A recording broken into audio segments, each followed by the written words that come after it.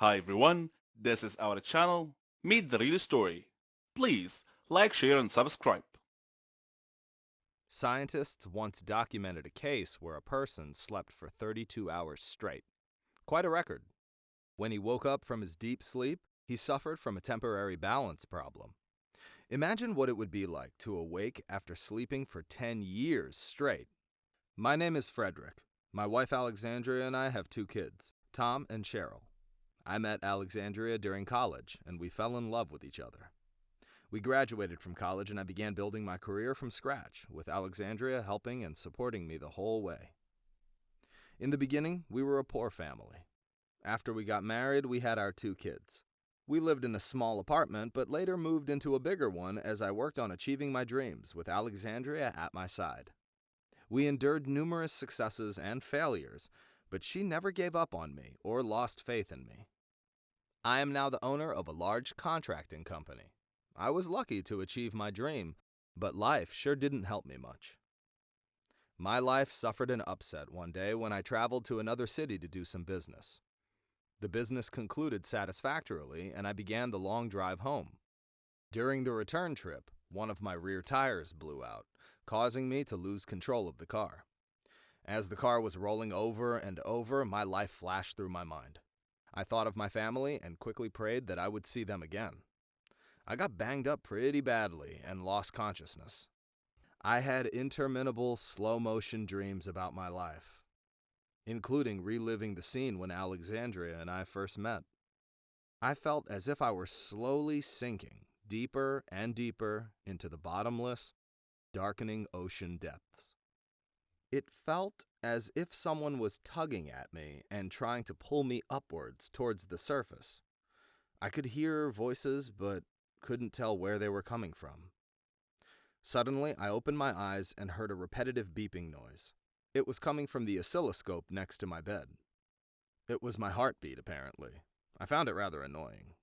Then a nurse flitted to my bedside, saying, "He's awake! He's awake!" Then she rushed off and came back with a doctor in tow. She seemed happy to see me awake. What was the big deal about waking up? The doctor did the usual general health checks of my eyes, lungs, heartbeat, pulse, blood pressure, ears, and throat. Then he asked the nurse to call my family. When Alexandria, Tom, and Cheryl walked into the room, my jaw dropped in shock. They looked like they had aged about 10 years.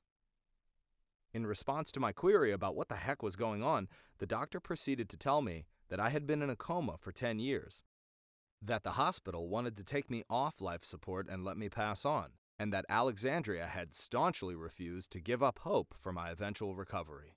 My mind couldn't really accept the reality that I had actually been asleep for 10 years, but all doubts vanished when I left the hospital and stepped into the outside world. It was so strange looking compared to what I had known. I was thinking that it would take me a long time to catch up with all the changes in the world over the past 10 years. I wouldn't recommend that anyone ever sleep for 10 years. Looking back, I realized that I was raised in a very strange world. At the center of that world was my mother, who was single, addicted to heroin, and, at least to me, the best mom in the world.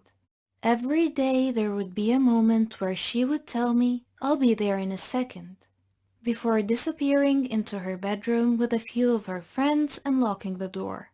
As a 7-year-old, I would stand by that locked door for ages, trying to imagine what was happening on the other side.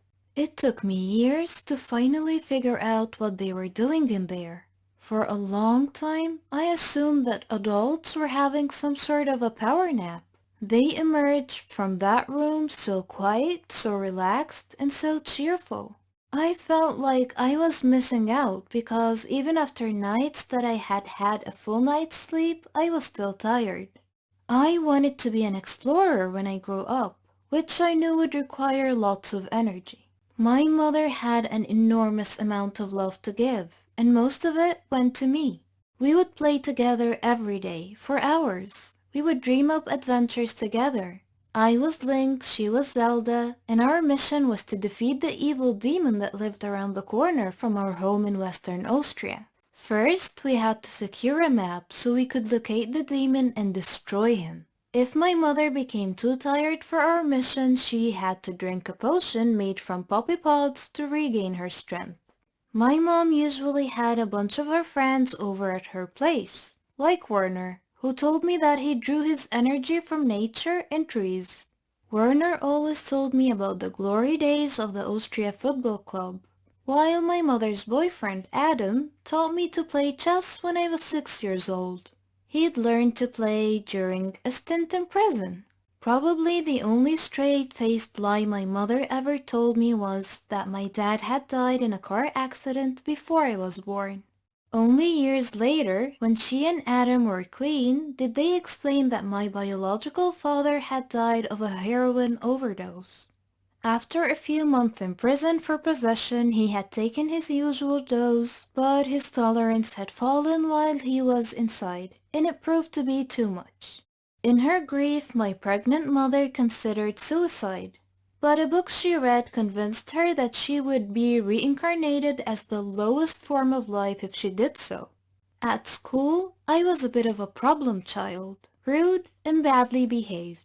Though that was basically the norm when I grew up.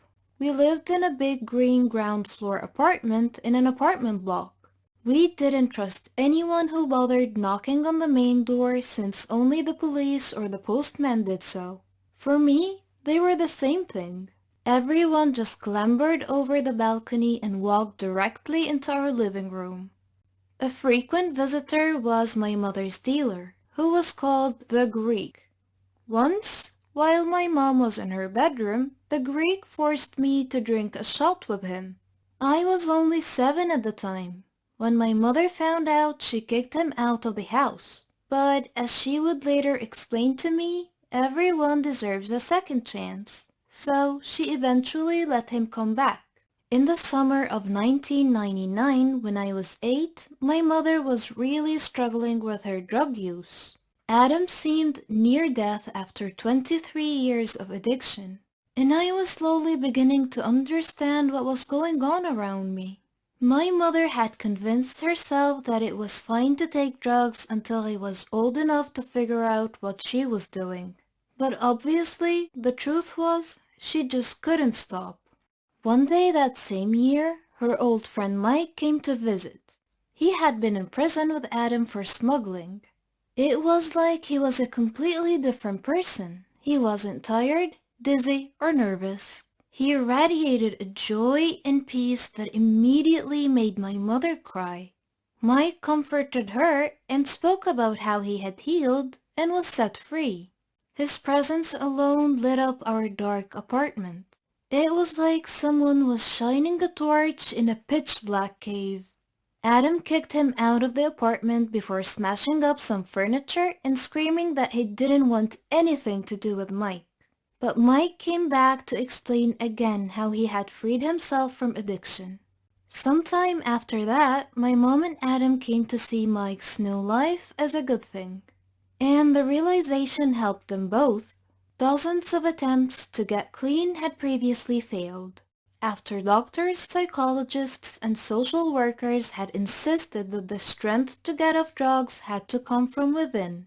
A strength that neither of them believed they had. But now their friend Mike had made it out thanks to his inner strength, and that gave Adam and my mother hope to do the same. My stepfather got clean after more than 2 decades as an addict, while my mother beat a deep depression that had taken her to the verge of suicide on several occasions.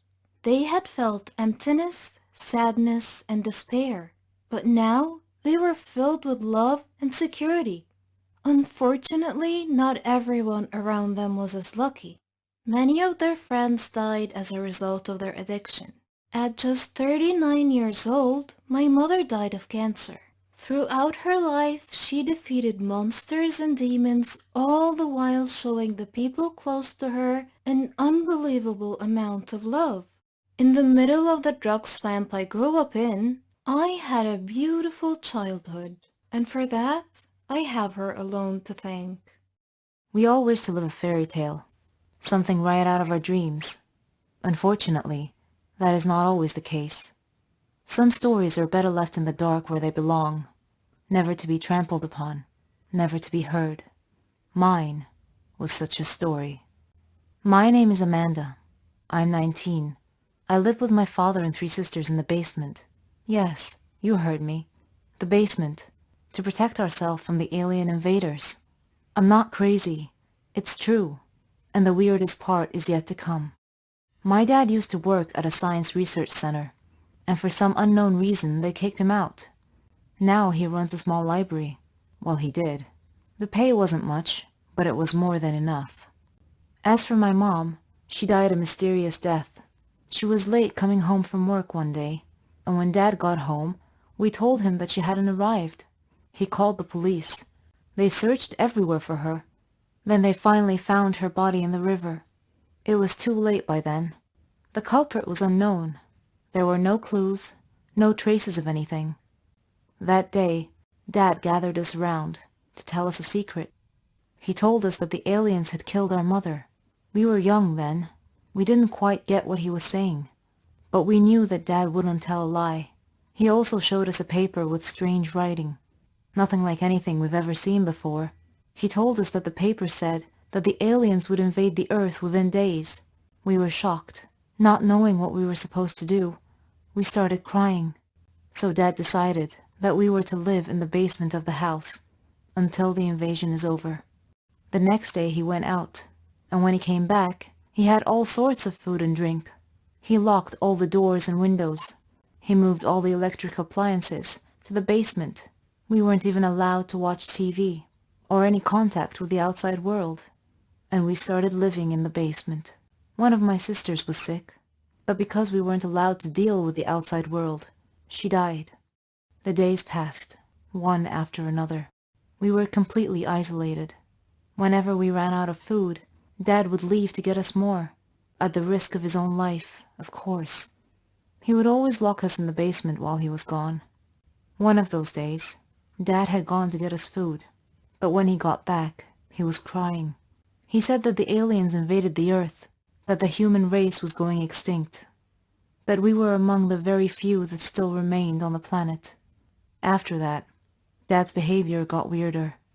He would sit alone and mutter to himself, "Death is coming. All is lost." And time passed infinitely. It felt like years in that basement. One day, Dad came back from his trip. There was a strange, scary look in his eyes, and he had a gun in his hand. He looked at us and said, "I won't allow the aliens to kill you. I will spare you their torture. I will end this myself." And he pointed the gun in our direction. My sisters and I ran to the door, pounding on it with all our might, calling for help. He screamed madly and said, "Death to all." With all our pounding, the door swung open. We ran up. All the doors and windows were barred down with wooden plates, all except one. We ran out to the street, and there was our shock. Normal humans were walking around everywhere, and when they saw us, they screamed and said, "The ghosts of Denver Manor." We didn't know what was going on, but Dad had come out after us and started firing the gun at random. A bunch of people tied him down and called the police. When the police came, he told us the truth, that Dad had lost his mind when he got fired from work, and when Mom confronted him, he killed her, and that was the end.